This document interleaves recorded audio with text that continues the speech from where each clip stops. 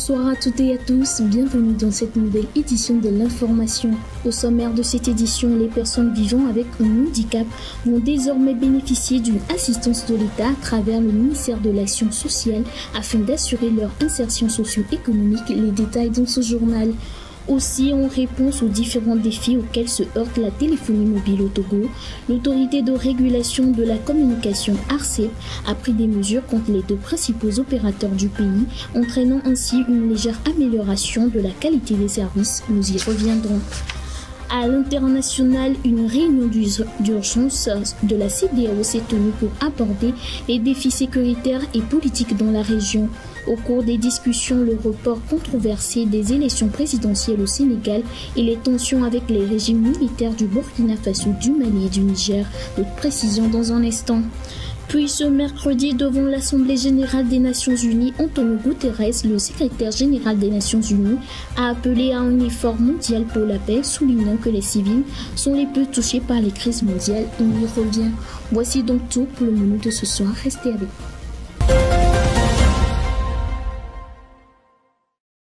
Au Togo, la téléphonie mobile vitale pour les populations au quotidien se heurte à divers problèmes.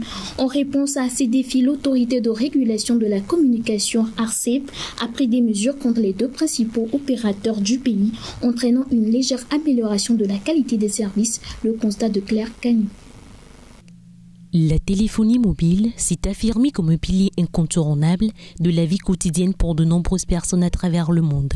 Au Togo, l'usage des téléphones portables est omniprésent, mais non exempté de difficultés. Les Togolais font face à divers défis dans ce domaine, que ce soit avec les entreprises Togocom ou Move Africa, entravant parfois leur accès et leur utilisation de ces services cruciaux quotidiens. Parmi ces problématiques, l'on note une couverture réseau limitée, des tarifs élevés et une qualité de service défaillante. Pour pallier cette réalité, l'ARCEP, autorité de régulation des communications, a entrepris des actions à l'encontre de ces sociétés. Depuis la dernière mise en demeure de l'ARCEP à leur égard, la qualité des services mobiles a légèrement progressé selon cette instance de régulation. Tel est le constat tiré de la récente campagne nationale de mesures menées par l'ARCEP en décembre dernier.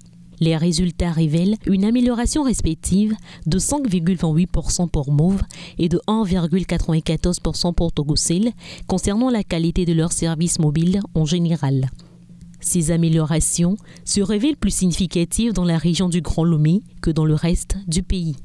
Néanmoins, ces avancées demeurent en deçà des attentes de la population qui continue de se heurter à ces problématiques quotidiennes. En effet, d'après l'ARCEP, malgré cette légère amélioration, les deux opérateurs demeurent toujours nettement en deçà des normes réglementaires exigées. Les personnes vivant avec un handicap vont désormais bénéficier d'une assistance de l'État à travers le ministère de l'Action sociale. Dans les 3 prochaines années, les personnes vivant avec un handicap vont être mises en apprentissage. À la fin de ce dernier, une aide d'installation leur sera accordée. C'est donc tout le nouveau projet d'insertion professionnelle des personnes handicapées récemment lancé. Reportage. L'insertion socio-professionnelle des prisonniers est un problème majeur auquel les associations de défense des droits de l'homme et le gouvernement cherchent à trouver des solutions. Mais bien loin des prisonniers, une autre catégorie de personnes a de la peine à s'insérer sur le plan social et professionnel. Il s'agit bien des personnes en situation de handicap. Selon que le handicap soit physique, mental ou psychique, les victimes, chacune, en ce qui la concerne, a de la peine à avoir une formation adéquate, une même chance que les personnes non handicapées sur le plan d'opportunités de travail et sur le plan de l'insertion professionnelle. Ainsi, pour donner une meilleure chance aux personnes handicapées, un projet a été lancé en fin de semaine dernière par le ministère de l'Action sociale. Financé par l'État togolais, ce projet vise à améliorer les conditions de vie des personnes vivant avec un handicap et en même temps faire quelque chose pour leur autonomisation. Concrètement, le gouvernement togolais a ciblé quelques personnes vivant avec un handicap. Ces dernières seront mises en apprentissage pour une durée de 3 ans. À la fin de leur apprentissage, une aide à leur installation leur sera aussi accordée. Le projet d'aide inclut également des aides techniques pour faciliter la mobilité des personnes handicapées. Outre un faible taux d'électrification, le Togo fait aussi face à un déficit énergétique qui plonge le pays dans le noir, ce qui continue d'affaiblir les activités commerciales dans certaines régions. Face à une telle situation, plusieurs chantiers sont prévus pour cette année afin d'atteindre un accès universel à l'énergie. Le récit de Bernard Kumbi.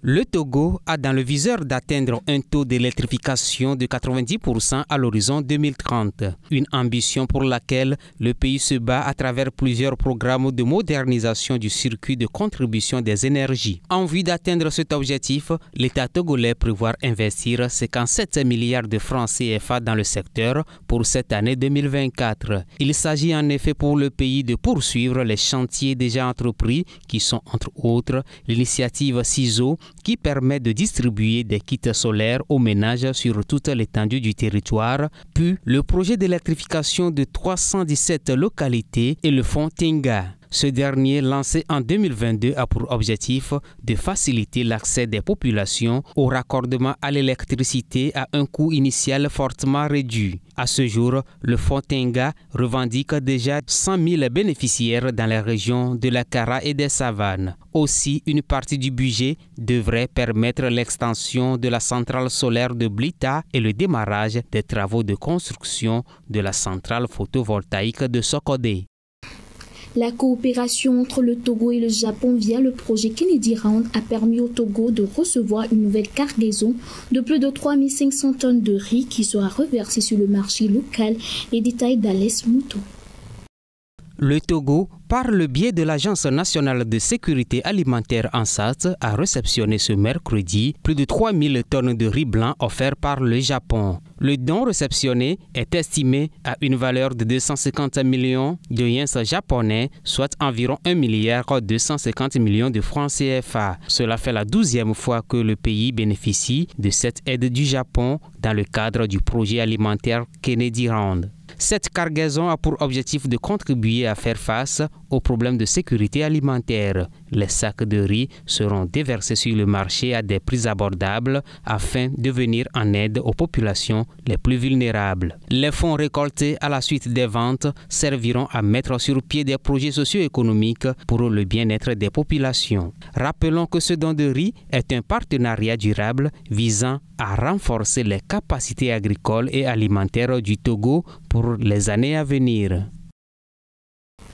Au-delà de nos frontières, des milliers de personnes fuient les violences dans l'est de la République démocratique du Congo, alors que les combats entre le M23 et l'armée de la RDC s'intensifient. Mercredi, des milliers de déplacés sont arrivés à Goma, fuyant les combats autour de Sake. Au moins 6 civils y ont été tués et des dizaines d'autres blessés. Des milliers de personnes à pied, à moto ou encore en voiture quittent les villes et les villages autour de Goma pour se réfugier dans l'est de la République démocratique du Congo, alors que les combats entre l'armée congolaise et les rebelles du M23 s'intensifient. Même si les villageois fuyaient vers Goma, la plus grande ville de la région n'a pas été épargnée par cette guerre. Nous allions dans les champs pour cultiver et lorsque nous sommes arrivés à la barrière militaire de Kimoka, nous avons vu des soldats s'enfuir avec leurs armes. Ils ont dit que les combattants du M23 arrivaient et nous avons été obligés de fuir. Nous voulons que cette guerre cesse car nous souffrons beaucoup. Ces derniers jours, au moins 2 roquettes sont tombées dans les quartiers périphériques de la ville de Goma. Le président congolais Félix Tshisekedi, qui a été réélu en décembre, a encore du mal à mettre fin à la violence malgré ses promesses. Nous venons de fuir Sake parce que nous avons peur d'y rester et de mourir. Des bombes ont été larguées dans la ville, donc nous fuyons car nous risquons de mourir. On fuit, mais on ne sait même pas où aller vivre. Les combats entre la rébellion du M23 et les forces gouvernementales se sont intensifiés mercredi et ont fait au moins 6 morts dans l'est du pays.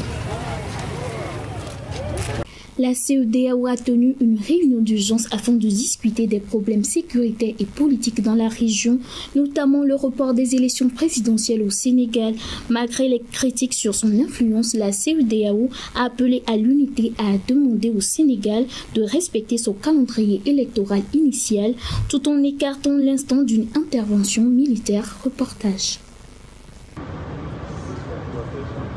La CEDEAO se réunit ce jeudi 8 février en urgence suite à une série de crises politiques.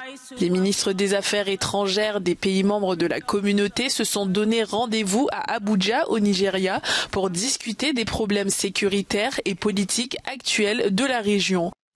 Cette réunion d'urgence intervient suite au report des élections présidentielles au Sénégal et aux différends importants avec les régimes militaires au pouvoir au Burkina Faso, au Mali et au Niger qui souhaitent partir dès maintenant et non dans un an comme le stipulent les textes de l'organisation. Dans son discours introductif, Omar Alieu Touré, le président de la commission de la CEDEAO, a qualifié la crise sénégalaise de développement inquiétant avant d'appeler les pays membres à rester unis. L'organisation a demandé à Dakar de respecter son calendrier électoral initial, mais elle reçoit une vague de critiques qui remettent en cause son influence sur ses États membres. To the state of Libya and the People's Democratic Republic. Le Premier ministre israélien Benjamin Netanyahou a rejeté les efforts diplomatiques des États-Unis pour un cessez-le-feu à Gaza, affirmant que son pays se rapproche de la victoire absolue. Malgré cela, le secrétaire d'État américain Anthony Blinken reste optimiste quant à la possibilité d'un accord de cessez-le-feu et de libération des otages entre Israël et le Hamas. Les précisions. Les efforts diplomatiques déployés par les États-Unis pour obtenir un cessez-le-feu à Gaza ont obtenu un refus catégorique de la part d'Israël. Netanyahou a rejeté les conditions proposées par le Hamas, affirmant au contraire que son pays se rapprochait de la victoire absolue. Nous sommes sur le chemin de la victoire absolue. Ce n'est pas une question d'années ou de dizaines d'années, c'est une question de mois. Tsahal avance de manière systématique pour atteindre tous les objectifs que nous avons fixés, c'est-à-dire l'élimination du Hamas, la libération de tous les otages et la promesse que Gaza ne sera plus une menace pour Israël. Anthony Blinken espérait qu'Israël serait prêt à travailler sur les propositions du Hamas qui comprenaient une pause de 45 jours dans les combats, le retour échelonné des otages restants, la livraison de nourriture, d'autres formes d'aide à Gaza et un retrait de l'armée israélienne. Ce que je peux vous dire à propos de ces discussions, c'est que même si la réponse du Hamas comporte des conditions claires, nous pensons qu'elle crée un espace pour parvenir à un accord et nous y travaillerons sans relâche jusqu'à ce que nous y parvenions. Netanyahou a déclaré qu'Israël était la seule puissance capable de garantir la sécurité à long terme, alors que Blinken trouve le bilan quotidien des opérations militaires contre les civils innocents à Gaza reste trop élevé. Antonio Guterres, le secrétaire général des Nations Unies, a appelé à un effort mondial pour la paix, soulignant que les civils sont les plus touchés par les crises mondiales. Ce mercredi, devant l'Assemblée générale des Nations Unies, il a également insisté sur le respect de la Charte des Nations Unies pour garantir à chacun une vie de paix et de dignité. Le secrétaire général des Nations Unies, Antonio Guterres, s'est exprimé mercredi devant l'Assemblée générale de l'ONU sur les différentes crises humanitaires que traversent de nombreuses populations à travers le monde. Pour des millions de personnes prises dans des conflits à travers le monde, la vie est un enfer quotidien marqué par la mort et la faim. Un nombre record de personnes fuient leur foyer à la recherche de sécurité et ils réclament la paix. Et nous devons les entendre et agir. Dans l'immédiat, nous devons continuer à œuvrer en faveur de la paix à travers le monde. La situation à Gaza est une blessure purulente dans notre conscience collective qui ébranle la région tout entière. Appelant à un effort mondial en faveur de la paix, le chef de l'ONU a souligné que les civils subissent le plus gros des crises dans le monde. Les combats doivent cesser au Soudan avant qu'ils ne détruisent encore davantage de vies et ne s'étendent. Et en Libye, tant que le cessez-le-feu est maintenu, le peuple libyen mérite une paix et une stabilité durable, à commencer par un engagement en faveur d'élections libres et équitables. Dans l'est de la République démocratique du Congo, j'appelle tous les groupes armés à déposer les armes et j'exhorte les dirigeants régionaux à donner la priorité au dialogue plutôt qu'au conflit. Au Yémen, j'appelle toutes les parties à se concentrer sur le meilleur, la paix, et également désamorcer les tensions dans la mer Rouge, fondées sur le principe de la liberté de navigation.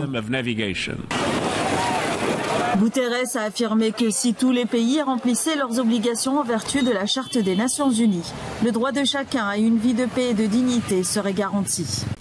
Les éléphants de la Côte d'Ivoire ont remporté la demi-finale de la CAN contre les léopards de la République démocratique du Congo avec un score de 1-0 grâce à un but de Sébastien Haller. Les détails. Euphorie, cris de joie, l'émotion était à son comble en Côte d'Ivoire. Les éléphants ont remporté le match de la demi-finale avec un score de 1-0 face aux léopards congolais grâce à un but de Sébastien Haller.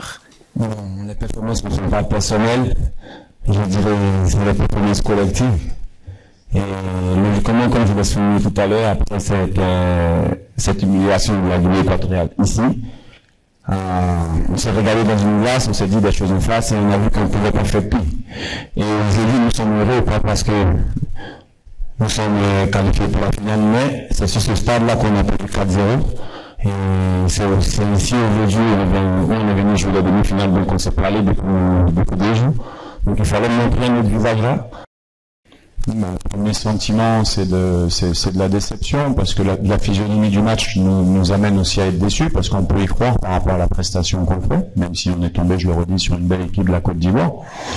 Donc après, lors des bilans, bien sûr que, mais j'ai pas besoin de, vous l'avez dit, ça sera positif quoi qu'il arrive, parce que les garçons méritent que ça soit positif. Et ça, c'est le plus important. Même ce soir, on a perdu un match de football, mais on a perdu pour pouvoir le gagner. L'état d'esprit est extraordinaire dans cette équipe. Bien sûr qu'ils sont déçus.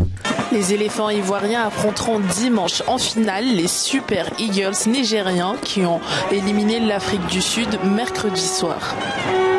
Et c'est ainsi que se referme ce tour de l'actualité. Merci à vous de l'avoir suivi. Le programme se poursuit sur la 7, la télé plus proche de vous.